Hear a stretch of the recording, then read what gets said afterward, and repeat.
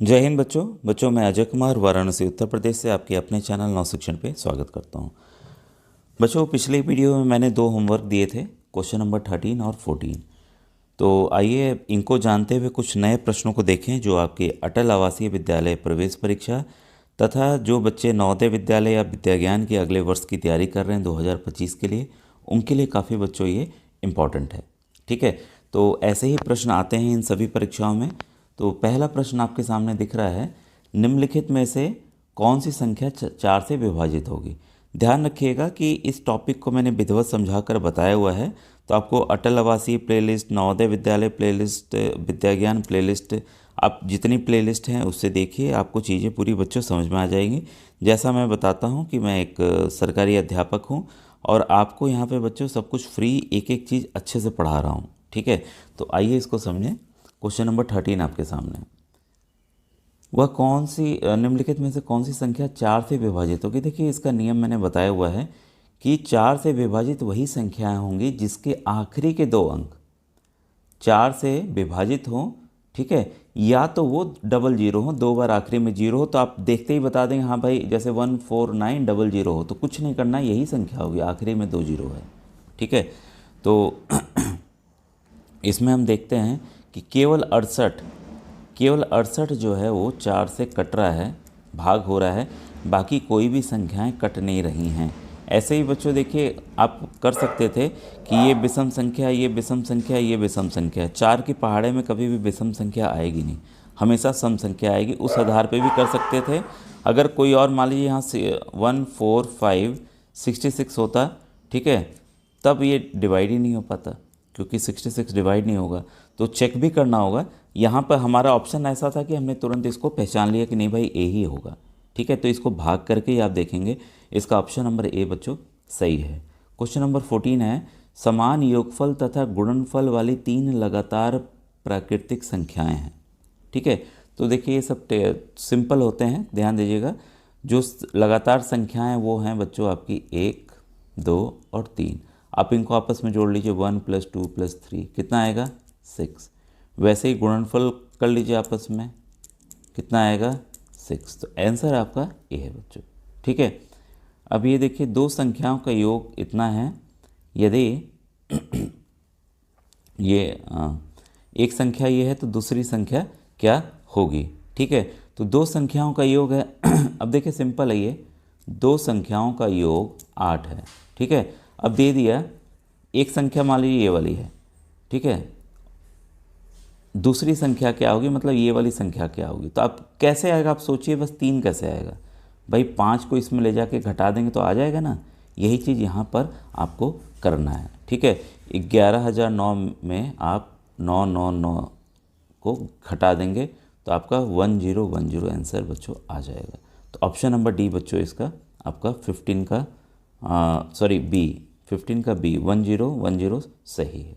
ठीक है, अब देखिए नेक्स्ट क्वेश्चन नंबर 16 है। ये देखिए नियम बताया हुआ है मैंने, आप सच में भी अगर गुणा करके देखें, मान लीजिए 1 × 2 × 3, इसको ब्रैकेट में कर लीजिए। ठीक है, फिर अब पहली वाली दो संख्याओं को ब्रैकेट में कर लीजिए। देखिए 3 × 2 = 6, 6 ही आएगा उत्तर। ये भी देखिए 1 और 2 को गुणा कीजिए 2, फिर ब्रैकेट खोले तो 6 ही उत्तर आया। तो इस तरह से कोई भी बदलाव नहीं होता है, तो इसको कहते हैं बच्चों गुणा का सहचार नियम। तो ये याद रखिएगा, प्रॉपर्टी पे सवाल आते ही आते हैं, इसी पे जोड़ पे आ जाएगा ऐसे ही। ठीक है, अब देखिए 1 और 100 के बीच ऐसी कितनी संख्याएं जो 6 से पूर्णतया विभाजित हो। तो उसके लिए कुछ नहीं करना है आपको, जब भी ऐसा पूछे तो उस संख्या से आप भाग दे दीजिए। ठीक है, भाग दे देंगे तो आपका कितना आएगा, आपका जो भागफल आएगा वो आएगा 16। तो जो भागफल आए वही आपका उत्तर होगा बच्चों। 17 का ऑप्शन नंबर सी बच्चों सही है। ठीक है, अब क्वेश्चन नंबर 18 आइए। इस संख्या को 39 से गुणा करने पर इकाई का अंक क्या होगा। असली में गुणा मत करने लग जाइएगा, पहले बस क्या करना है, इसका इकाई अंक उठाइए 4, इसका इकाई उठाइए 9, 9 4 जा आपका 36। ठीक है, तो यहाँ कितना आया आपका 6 आया। तो क्या 6 ऑप्शन में है, नहीं है, तो क्या होगा उत्तर, इनमें से कोई नहीं। ऑप्शन नंबर डी बच्चों सही है। अब क्वेश्चन नंबर 21, ये मैं आपको होमवर्क में दे रहा हूँ, इकाई अंक पता करना है, तो ये आप मुझे बताएंगे। अब देखिए सवाल है दो संख्याओं का योगफल इतना है, यदि एक संख्या दूसरी संख्या से 10,010 अधिक है तो बड़ी संख्या क्या होगी। देखिए यह वही सवाल है लेकिन थोड़ा सा बदल दिया गया है, ठीक है। तो थोड़ा सा लंबा है लेकिन मैं इसको बता देता हूँ। हम मान लेंगे पहली संख्या क्या है x, तो दूसरी संख्या क्या होगी, जो सेकंड नंबर होगा वो क्या होगा आपका x में हमें जोड़ देना है 10,010 क्योंकि वो अधिक है इतना, ठीक है। तो दूसरी संख्या हमें पता चल गया। प्रश्न क्या कह रहा है, पहली संख्या दूसरी संख्या का योगफल कितना है, तो बस हम दोनों को जोड़ दे रहे हैं, ठीक है। तो भाई दोनों को जोड़ दें। पहली संख्या हमने क्या माना x, दूसरी संख्या क्या होगी x प्लस 10,010 का योगफल कितना है 234560। बस कुछ नहीं करना है, x को x से जोड़िए 2x और इसको उधर ले जाके घटा दीजिए। घटा देने पर आपका आएगा 224550। अब हमें क्या निकालना है, तो बड़ी संख्या क्या है, बड़ी संख्या निकालने के लिए हमें x निकालना होगा। तो क्रॉस मल्टीप्लाई का नियम अपनाएंगे और 2 को नीचे ले जाके भाग देंगे। तो इसको हम जब 2 से भाग देंगे बच्चों, ठीक है, तो इसका जो उत्तर आएगा 112275। सवाल जो पूछ रहा है, अब हमें देखिए छोटी संख्या मिल गई है, सवाल जो पूछ रहा है बड़ी संख्या का पूछ रहा है। तो बड़ी संख्या के लिए हमें क्या करना होगा, x में 10,010 हमें जोड़ देना है, ठीक है। 10,010 हमें जोड़ देना है। तो इसको जोड़ देने पे जो उत्तर आएगा आपका 122285, ठीक है।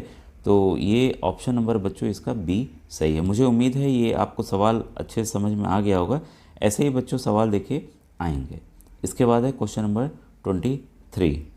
ये सवाल कह रहा है संख्या 5.029 को किस संख्या से भाग दिया जाए कि 50.29 प्राप्त हो। देखिए बच्चों ये सेम है, आप देख रहे होंगे सेम है, तो कुछ नहीं करना है, इसको बस जो दशमलव वाला मैंने मेथड बताया हुआ है वही आपको फॉलो करना है। 5.029 को किस संख्या से भाग देना, उस संख्या को x मान लीजिए कि 50.29 आ जाए, ठीक है। तो अब क्या करना है, हमें x को अकेला करना होगा ये संख्या निकालने के। तो हम इसको यहाँ ले जाएंगे और इसको यहाँ ले आएंगे, ठीक है। तो ये ऐसे लिखेंगे x बराबर 5.029 बटे 50.29। अब ये बच्चों देखिए दशमलव का खेल है, जैसे मैंने पिछले वीडियोस में आपको समझाया था। करना क्या है, इसको मैं फिर से लिख दे रहा हूँ ताकि आप इसको समझ सकें, ठीक है। तो ये हो जाएगा आपका 5.029 बाई 50.29, ठीक है। इसका दशमलव हटाया तो नीचे क्या आ गया 1000। दशमलव के बदले में 1 और कितनी संख्या है 1 2 3, तो 3 0। दशमलव हटाया तो ऊपर गया 1, कितनी संख्या है 2। अब आपको कुछ नहीं करना है, ये देखिए बिना दशमलव के दोनों एकदम बराबर हो गए, ये कट गया 0 से 0, 0 से 0, फिर 0 0, क्या बचा 1/10। 1/10 को हम कैसे लिख सकते हैं, आपको पता है 1 लिखे जितना 0 उतना दशमलव दे दीजिए, 0.1, ठीक है। तो उत्तर हमारा आ गया है 23 का बच्चों option number B. Option number B सही है बच्चों। ये बेसिक वीडियो मैंने बताया हुआ है, अभी अटल आवासीय विद्यालय प्लेलिस्ट या कोई भी नवोदय विद्या ज्ञान प्लेलिस्ट में जाइएगा तो अभी 4-5 दिन पहले ही मैंने इस टॉपिक को समझाया दशमलव वाला, तो उसको आप देख लीजिएगा, ठीक है। कुछ लाइव क्लासेस भी मैंने की है, उसको भी आप देखकर जान सकते हैं इस प्रश्न को कैसे हमें हल करना चाहिए। बच्चों ये भी मैं आपको क्वेश्चन नंबर 24 होमवर्क में दे रहा हूँ, तो आपको बताना है कि इसका उत्तर ABCD में से क्या होगा, ठीक है बच्चों। कैसा आज का वीडियो लगा ज़रूर बताइएगा। Thank you very much.